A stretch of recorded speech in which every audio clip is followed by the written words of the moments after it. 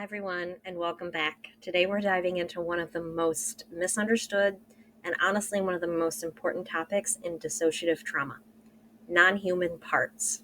If you ever wondered why some parts appear as animals, objects, shadows, creatures, or symbolic forms, this video will walk you through the complete trauma-informed picture. Just a reminder, this video is meant for educational purposes only and is relevant for systems, clinicians, partners, supporters, and anyone wanting a clearer understanding of dissociative experiences without sensationalism. So let's get started. Why non-human parts exist. When a child experiences trauma before they have language, or while they're still forming a sense of self, the brain encodes experience through sensation, imagery, instinct, and symbols. This means self states, what eventually become parts, may form in ways that aren't verbal or human looking. Non-human parts develop because the body needed to be small, quiet, or invisible, to be powerful or intimidating, to be numb, still, or object-like, to rely on instinct, not reflection, to survive overwhelming moments. So when a part presents as a wolf or a doll or a shadow or something symbolic, it isn't evidence of delusion. It's a reflection of what the nervous system needed at the time of the part formed. Let's talk about object-based versus animal-based parts. Object-based and animal-based parts often serve very different internal purposes. Object-based parts usually form under conditions where the child was treated like they had no agency, conditions where stillness or invisibility was the safest choice. They might appear as dolls, statues, tools, blank or nothing states. These parts often hold deep numbness, immobilization, or emotional shutdown. Animal-based parts, on the other hand, emerge from instinctual survival responses. They may appear as predators for protection, small prey animals for hiding, birds for escape, creatures that reflect fight, flight, or freeze. These symbolic forms come from the body's survival instincts being encoded as identity. So, how do you communicate with non-human parts? The question might be. Non-human parts communicate differently. Some use images, some use sensations, some use simple gestures, and some communicate through presence rather than words. All of them are valid.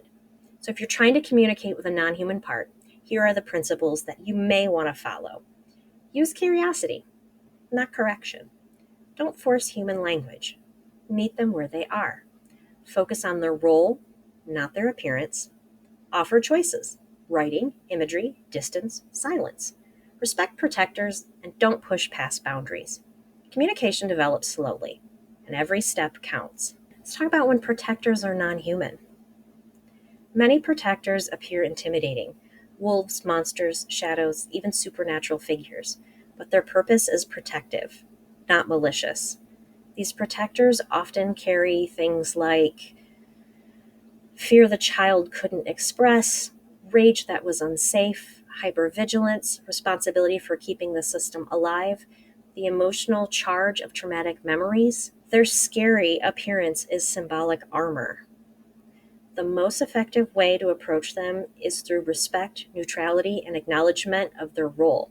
When they feel recognized, their intensity often decreases. How therapists should approach non-human parts. For clinicians, when a client describes a non-human part, neutrality is essential. Don't show surprise, don't interpret too early, don't force the part to be human. Just be. Instead, acknowledge them exactly as they present, match their communication style, build predictability in session, and avoid pathologizing symbolic identity. Respect protectors as gatekeepers. Being steady, calm, and attuned builds trust far faster than any form of interpretation. Why non-human parts change form. Form shifts are not instability. They are evidence of healing. A part may change form when things like the system becomes safer, roles become more flexible, internal communication improves, emotional capacity expands. A predator might soften, a doll might start to move, a shadow might appear more person-like. These changes mean safety is increasing, not that the part is becoming someone new. Helping younger parts feel safe. Younger parts often feel afraid of large or intense non-human protectors. Safety comes through translation. You can say things like, they look scary because they protect us, not because they hurt us. You may even say, be slow to the protector's approach, create internal rules, use mediator parts, allow distance when needed, validate both the fear and the protection. Safety between parts transforms internal dynamics. That is something key to remember. How non-human parts hold trauma memory. Non-human parts often hold memory, not as stories, but as sensations, flashes, images, impulses, emotional charges, symbolic forms.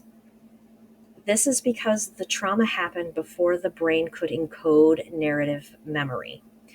So when non-human parts bring forward memory, they are bringing it as the original survivor form experienced it. Let's talk about grounding after non-human parts front. After a non-human part fronts, the system may feel disoriented. Grounding helps to reestablish orientation. Helpful steps may include things like gentle movement, sensory grounding, naming the time and place, slow your breathing, writing down what happened, to keep all forms of continuity. Grounding is not rejecting the part, it's rebalancing the system. Let's talk about explaining non-human parts to other people. You don't need to convince anyone the part is literally real. Instead, focus on function. You can say things like, this part represents a survival role from trauma.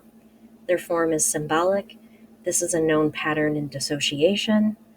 Purpose is easier to understand than form. And it is not your job to explain everything or be the mouthpiece. But let's talk about internal attachment. Non-human parts can form attachments inside the system. This is normal and healthy. Attachment may appear as protectors bonding with younger parts, objects like parts seeking safety, creatures trusting internal caregivers. These attachments show increasing connection and hopefully reduce fear. Let's talk about supporting a system when a non-human part fronts. If you're with someone when non-human part is fronting, stay calm. Use simple language. Avoid sudden movements. Offer grounding cues, and don't force them to act human. Support means respecting the part's form and helping them orient safely. And when a non-human part reveals itself, at first appearance, this is a major milestone. It usually means some things like the system has reached new safety, the part feels it's time to be known, its role is active or needed, internal communication is increasing. Respond with gentleness, acknowledgement, and curiosity, not pressure. Finally, non-human parts are profound expressions of the mind's strength and creativity during traumatic conditions. They are not signs of pathology. They are reflections of survival, protection, and adaptation. When understood through a trauma-informed lens, these parts become less frightening and more deeply meaningful. Thank you for spending this time learning with me. If you want more long-form videos like this or downloadable resources, feel free to let me know.